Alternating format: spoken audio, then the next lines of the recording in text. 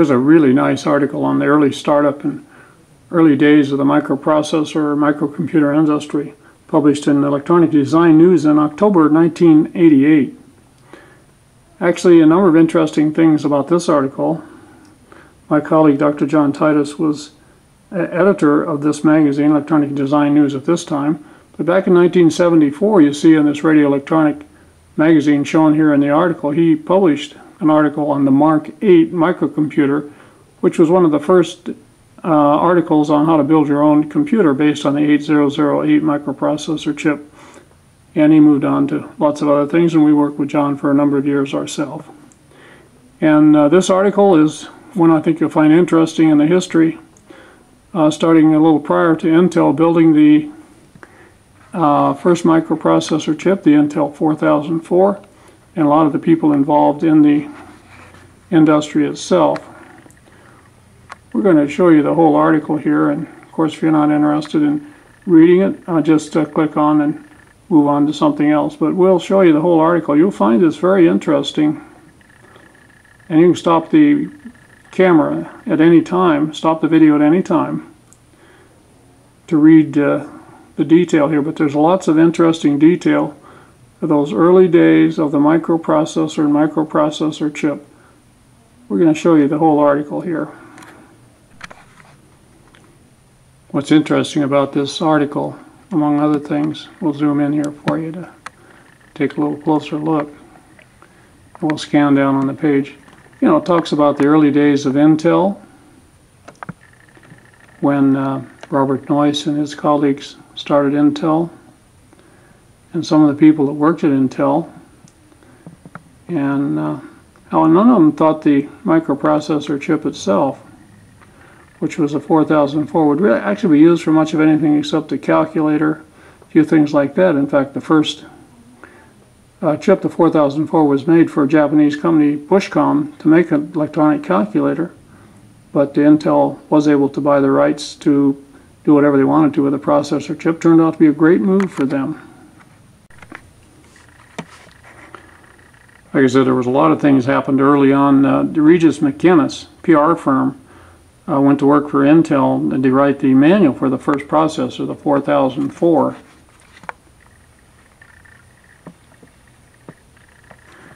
And they went on later to be Apple's PR firm and did a wonderful job for them, as we all know. Mid-72, the microprocessor industry basically took off. And one of the folks in there was Gary Kildall,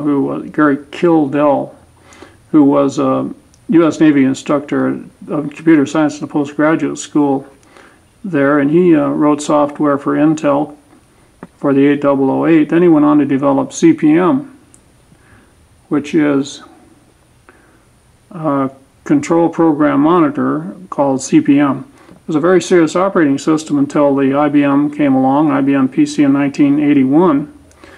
And Gary missed the boat there. That's quite a story. Bill Gates won that one out, along with Paul Allen, and Microsoft went on to become a huge company, and Gary's company sort of drifted off into space.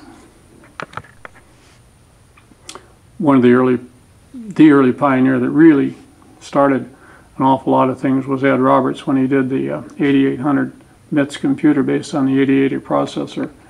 And of course, we know that Bill Gates saw that as an opportunity to write some software, and he and Paul Allen moved out to be near the company and wrote a program, basic program, to operate on that MITS computer. And they actually licensed that to Ed Roberts initially, exclusively. And then Bill Gates realized that wasn't what he wanted to do, and he got the rights back to do whatever he wanted to do with it independently.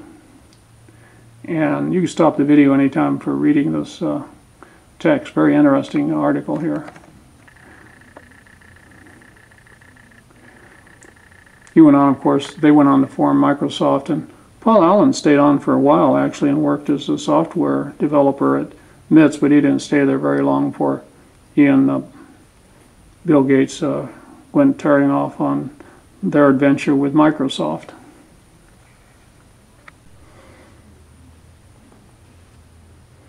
Well, there was some other firsts there with the MITS 8800 too.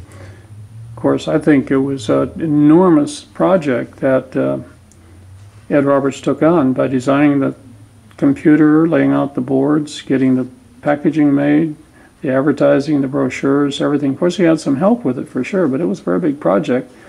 And he designed a bus called the S100 bus, or they originally called it the MITS bus, and had 100 contacts. And it was actually adopted by most of the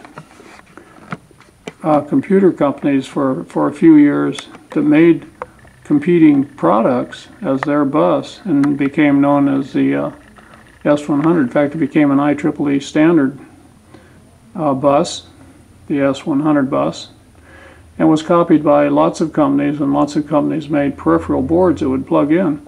And it was really nice because it made a computer that was compatible with other system cards. Sometimes they weren't totally compatible, but most of the time they were. And you could swap around cards to some extent. You had to have a bit of knowledge about what you're doing, or they wouldn't always work. So there were lots of companies that made cards and made the computers. There were some companies that made computers and used the various S100 cards in them.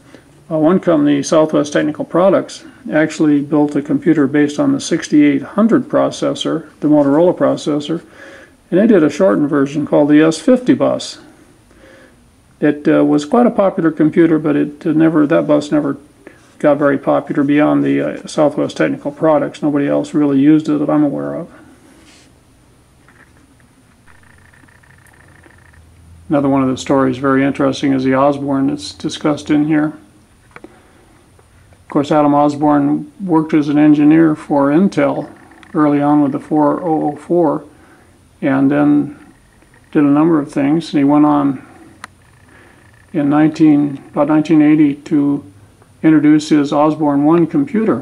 It was a wonderful computer in many ways. It had bundled software, and the software, he was able to give stock options to almost everyone except Gary Kildall, who wouldn't take stock options.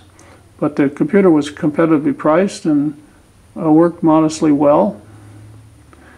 And Osborne himself, the company did well for a long time, several years. Peaked out, couldn't keep up with the orders, and basically other things came along. They introduced the Osborne 2 before they'd finished filling all the orders for the Osborne 1, which basically killed the company. But Adam went on to write a series of books, and eventually sold that to, I think, McGraw-Hill. And so he had a very interesting life. But he started out as an engineer for Intel, ended up engineering his own company product, the Osborne 1, and then writing a series of Osborne books.